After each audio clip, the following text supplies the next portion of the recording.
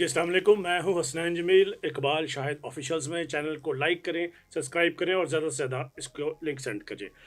آج ہمارے ساتھ موجود ہیں اقبال شاہد صاحب، سینئر تجزیہ کار، صحافی، اینکر پرسن، اور موجودہ سیاسی صورتحال پر ہم ان سے آج گفتگو کریں گے. اقبال صاحب بہت بہت شکریہ وقت دینے کا. عثمان جمیل صاحب بہت شکریہ، تھینک یو ویری مچ. سر، ڈسکا میں الیکشن ہوئے اور ایک بار پھر وہی دھاندلی کا شور، وہی ووٹ چوری کی باتیں، وہی سب کچھ. آخر یہ کب تک ہم اس عمل سے گزرتے رہیں گے اور ہمارا الیکشن کا عمل ایسا بن جائے گا کہ ہارنے والا بھی کھلے دل سے تسلیم کرے؟ عثمان جمیل صاحب بہت شکریہ. آپ نے صرف ضمنی الیکشن N75 کی بات کی ہے جو ڈسکا کانسٹیٹوینسی میں ہے، لیکن اس سے تھوڑا سا پیچھے آپ تھوڑا یاد کریں کہ پاکستان میں 2013 کے الیکشن ہوئے جی اور پی ٹی آئی نے کہا کہ سارے الیکشن ہی جی یہ رگ ہوئے ہیں، اور پھر اتنی بڑی تحریک چلی اور اتنا بڑا دھرنا ہوا. آپ نے دیکھا کہ 126 دن دھرنا دیا گیا. جی جی 2018 کے الیکشن ہوئے اور تقریباً جو اس وقت پی ڈی ایم کی صورت میں جماعتیں جی موجود ہیں انہوں نے کہا یہ دھاندلی ہوئی ہے. یہ پاکستان کی آج کی تاریخ نہیں ہے. پاکستان میں شروع سے ہی جو الیکشن بھی ہوتے ہیں وہ دوسری جو ہاری ہوئی پارٹی ہے وہ کہتی ہیں دھاندلی ہوئی ہے. اب یہ کیا جائے؟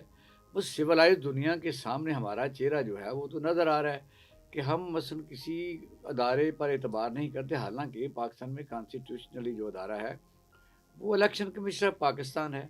الیکشن جب ہوتے ہیں تو ایک فورم موجود ہے کہ جس سیٹ کے اوپر دھاندلی ہوئی ہے، یعنی یہ تو ہو ہی نہیں سکتا کہ سارے جی پاکستان میں جنرل الیکشن میں ہی دھاندلی ہوئی ہو. 2013 کے جنرل الیکشن تھے، 2018 کے جنرل الیکشن تھے، اس سے بھی آگے جی ذوالفقار بھٹو صاحب کے جو الیکشن تھے وہ جنرل الیکشن تھے جب وہ دوبارہ ریپیٹ کر رہے تھے جی 77 کے. 77 کے.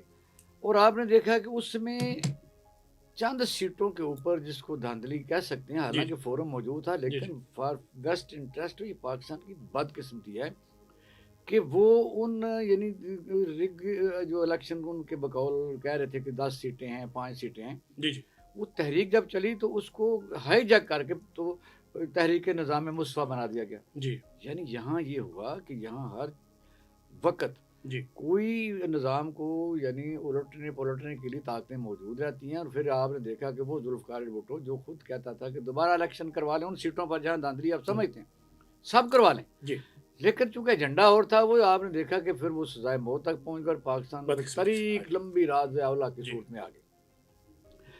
اب یہ پرپزلی جو آپ نے کوشچن پوچھا ہے، میں نے صرف یہی پس منظر بیان اس لیے کیا ہے کہ پاکستان میں ہر الیکشن ہی ہارے ہوئے کے لیے دھاندلی ہوتی ہے اور پھر تحریک چلتی ہے. اس کا مطلب یہ ہے کہ یہ جو الیکشن لڑنے والے، جیتنے والے، ہارنے والے، یہ ان کا ایک پیشن ہے، کلب ہے، اور یہ ان کی ضرورتوں کے تحت وہ اپنی ہار جیت کو مانتے ہیں. عوام کا اس کا ساتھ کوئی لینا دینا نہیں ہوتا. اچھا سر، ایک بڑی بدقسمتی جو ہم نے دیکھی کہ آپ نوشہرہ میں جیت جائیں اور وزیر آباد میں جیت جائیں تو وہ الیکشن ٹھیک ہے، جہاں آپ ہارے ہوں تو وہ دھاندلی ہے. یہ کیا ایک مائنڈ سیٹ؟ حسنان جمیل صاحب، آپ نے دیکھا کہ امریکہ جیسے ملک جی میں صدر بننا اسی طرح ہے کہ پوری دنیا کی طاقتور ترین ریاست کا طاقتور ترین صدر بننا. جی لیکن الیکشن کے بعد کام اینڈ کوائٹ سوائے صدر ٹرمپ کے تھوڑے سے حصے میں وہ تقریباً اقتدار منتقل ہو جاتا، بلکہ اس سے بھی آگے جب ہیلری جو تھی وہ کلنٹن الیکشن لڑ رہی تھی اوباما کے خلاف، جی تو ہارنے کے باوجود انہوں نے اس کو فارن افیئر کی سیٹ دے دی کہ یہ جب الیکشن ہو گیا تو سمجھتے ہیں کہ ملک کو چلانا ہے.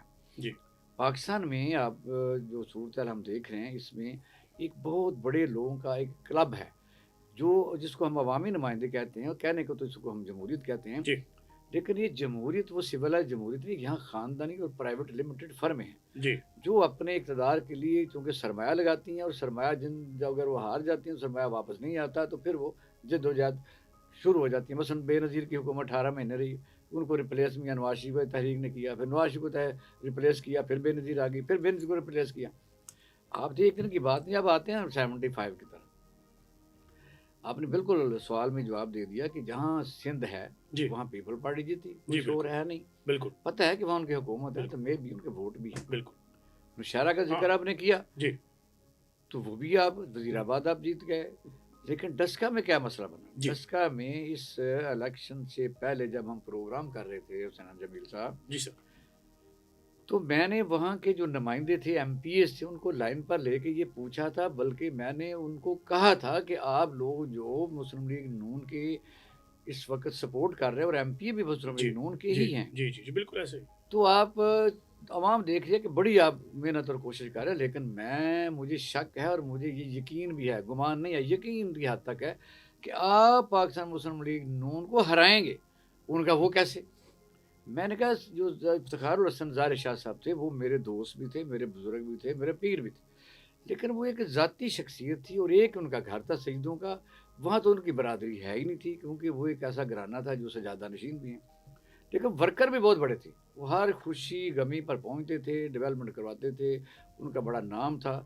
اور پھر دوسری وہاں برادریاں، جٹ برادری ہے، کمن ہے، وہاں چیمے ہیں، وہاں سائی ہیں، یہ لوگ نہیں برداشت کرتے تھے، وہ بھی چاہتے تھے کہ شاہ صاحب تو ہماری جان ہی نہیں چھوڑ رہے، کیونکہ یہ مسلم لیگ نون میں ہے، مسلم لیگ نون کے میاں نواز شریف صاحب کے ساتھ اس کے سارے شاہ کے بڑے تعلقات تھے۔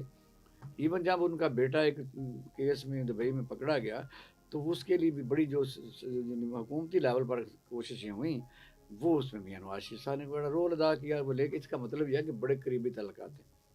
اب اگر زار شاہ صاحب ہی ہوتے رہتے تو پھر وہ جو برادری اتنے بڑے بڑے ذمہ دار ہیں جن کی بڑی برا، وہ کب الیکشن جیتتے؟ جی علی اسجد ملی صاحب بھی جٹ برادری ہے، جی اور جو اربن ایریا ہے ڈسکے کا، وہاں مغل قوم رہتی ہے، جو یعنی سب سے پہلے چھوٹا انڈسٹریل یونٹ جو پاکستان میں گنا جی جاتا تھا جی ڈسکا، کھیتی باڑی کا بنتی تھی، مشینیں بنتی تھی، اور انہوں نے صوبی واشنگ مشین بنائی، یہ سب بڑی جی جی اہم وہ انڈسٹری، وہ مغل ہیں۔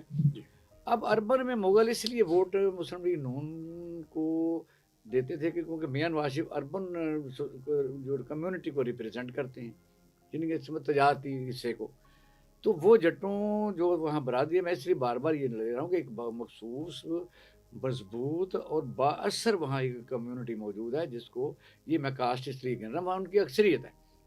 اب یہ ہے کہ زار شاہ صاحب کو وہ نہیں ہرا سکے تھے، جب دبئی کا واقعہ ہوا تو کوشش کی گئی کہ ان کو ڈسکوالیفائی ہو جائیں اس وجہ سے، لیکن نہیں اچھا ہو اچھا سکے۔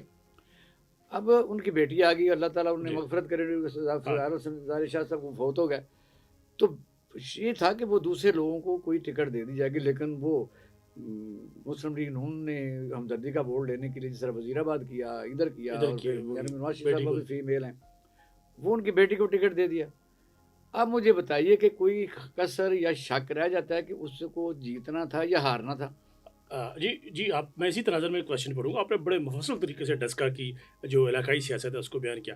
18 کا جب الیکشن ہوا تھا تو مولوی صاحب نے ٹکٹ اپلائی کیا، ساتھ ایک نعمان سعید صاحب بھی تھے، انہوں نے بھی پی ٹی آئی کا ٹکٹ اپلائی کیا، ان کو ٹکٹ نہیں ملا، مولوی صاحب کو مل گیا۔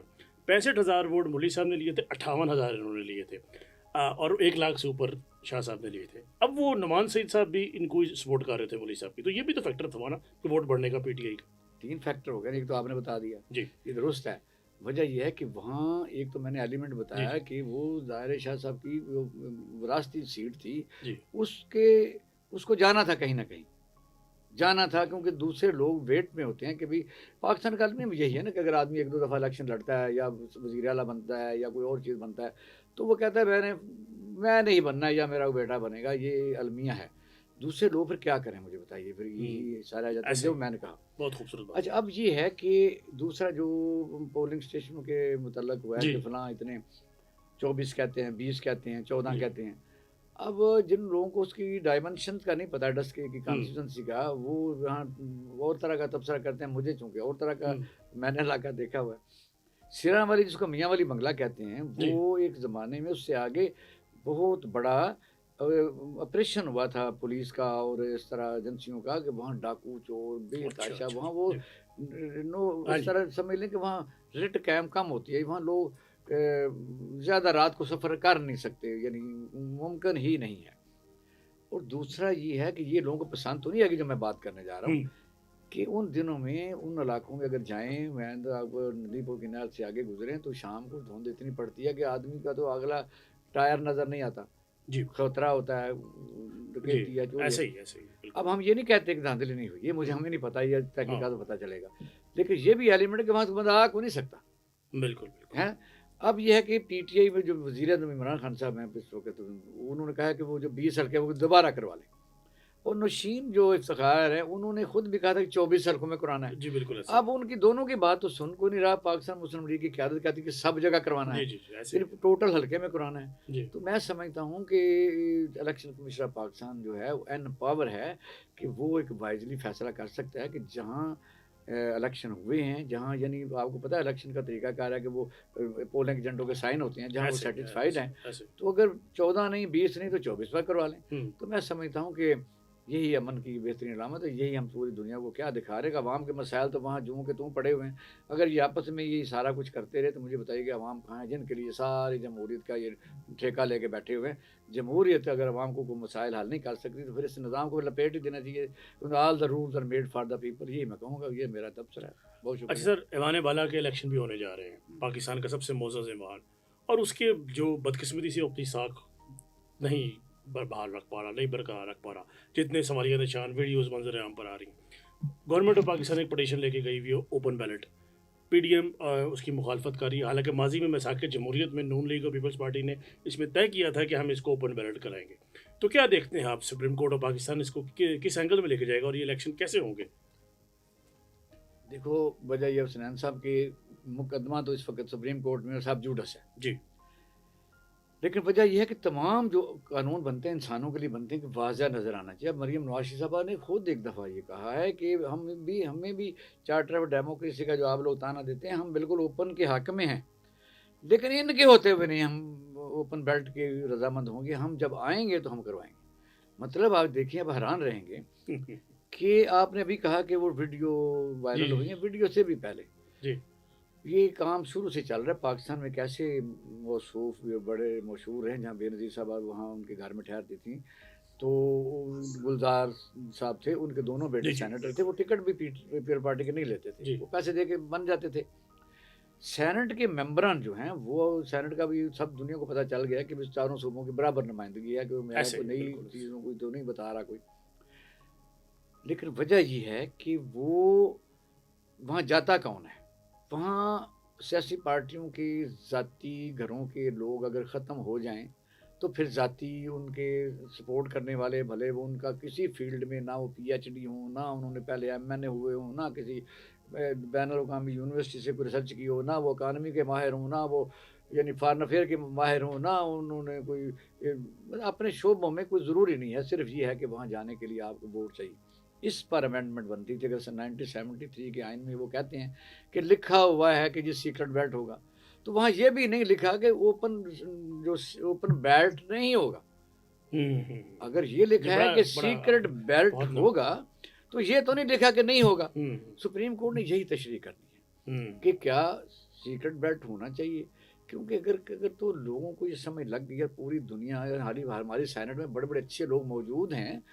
میرا ماننا یہ ہے کہ زیادہ لوگ اچھے ہوتے ہیں, برے لوگ پیسے لینے دینے میں تھوڑے ہوتے ہیں, لیکن وہ ایکٹیویٹ زیادہ ہوتے ہیں. اس لیے ساری سینٹ کا جو سٹیک عزت کی لگی ہوئی ہے نا, اس کو بچانے کے لیے ضروری ہے کہ پاپولر فیصلہ کیا جائے. پاپولر سے مراد میری یہ ہے کہ تینوں صوبوں نے باقاعدہ طور پر کہا ہے کہ بھی اوپن ہونے چاہیے, اور بلاول بھٹو زرداری صاحب نے بھی کہہ دیا کہ اگر اوپن بھی ہوں گے تو ہم مقابلہ کریں گے. تو میں سمجھتا ہوں کہ میرے گمان میں تو یہی ہے کہ اگر عدالتیں یہ سمجھیں, ایک دفعہ یہ مشکل ضرور ہوگا, لیکن لوگوں کو ننگا کرنے کے لیے, لوگوں کے سامنے ان لوگوں کو ننگا کرنے کے لیے جو پیسے دے کے اس ایوان بالا میں جاتے ہیں, جو ہمارا یعنی پاکستان کا سب سے بڑا ایک ایوان ہے, اس کی عزت کو برقرار رکھنے کی, پوری دنیا میں اپنے نظام کو عزت دینے کے لیے اگر ہو جائے تو کوئی بری بات نہیں. سر سینٹ کے الیکشن جب ہو جائیں گے تو اس کے بعد کیا پی ڈی ایم کے پاس کوئی جواز رہ جائے گا کہ وہ لانگ مارچ کی طرف جائے؟ کیونکہ یہ پہلے دسمبر سے جو پی ڈی ایم نے نومبر سے جو موومنٹ شروع کی ہوئی وہ حکومت گرانے کے لیے تھا, اور کہا جا رہا تھا کہ سینٹ کے الیکشن نہیں ہوں گے, حکومت گھر چلے گی. اب تو ضمنی الیکشن میں بھی حصہ لے لیا, سینٹ کے الیکشن میں بھی حصہ لے لیا, تو اب اگر یہ لانگ مارچ کریں گے تو کیا اس کا کوئی جواز ہوگا, اور اگر ہوا تو اس کے کیا اثرات؟ حسین صاحب آپ آئیڈیل باتیں کر رہے ہیں. وہ اگر کسی آدمی کو کوئی شرم آتی ہو تو وہ یہ باتیں لوگوں کو جب بتاتا ہے کہ ہم نے سب سے پہلے انہوں نے کہا جی استعفے ہم دے دیں گے, فلاں تاریخ کو دے دیں گے, ہم آر پار کر دیں گے, 30 تاریخ لاسٹ ہے. پھر یہ انہوں نے کہا کہ ہم لانگ مارچ کو ملتوی کرتے ہیں. پھر انہوں نے کہا بائی الیکشن میں پیپل پارٹی کی طرف آیا پرپوزل آئی, وہ بھی مان لی. پھر انہوں نے کہا سینٹ کے الیکشن میں حصہ لیں گے, وہ بھی مانی گئی. مسئلہ یہ ہے کہ یہی جو مولانا فضل الرحمان صاحب نے پریزیڈنٹ کے طور پر اس ایوان سے الیکشن لڑا, بالکل ایسے ہی، ایسے ہی۔ उसको उससे पहले उसने कहा असम्बली में जाना हराम है और ये जी, फलाना है। क्या आप समझते हैं कि पीडीएम की तहरीकों में शामिल जो जी, मुअस्सर तबका है, जी, इन मुस्लिम लीग नून तो ज़ाहिर है उनकी हुकूमत चली गई है, वो तो बहुत बड़े विक्टिम हैं, ऐसे उनका ही, तो गुस्सा नज़र आता है। ऐसे ही। पीपल पार्टी के पास सिंध हुकूमत है, हाँ, वो जैसे-जैसे ट्विस्ट करती जा रही है, हाँ, उसी तरह ये लोग ट्विस्ट होते जा रहे हैं।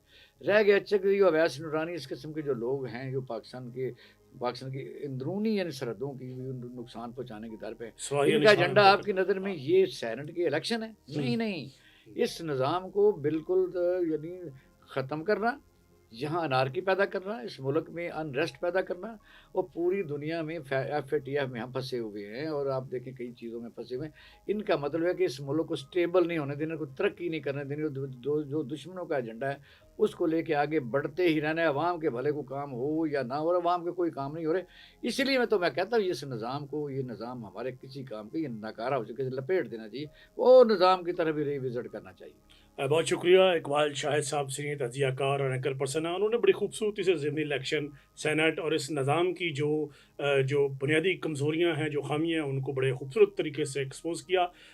आप देख रहे हैं इकबाल शाहिद ऑफिशियल, मैं हूँ हसनैन जमील। आपसे एक बार फिर दरख्वास्त है कि हमारे चैनल को लाइक करें, सब्सक्राइब करें और ज़्यादा से ज़्यादा शेयर करें।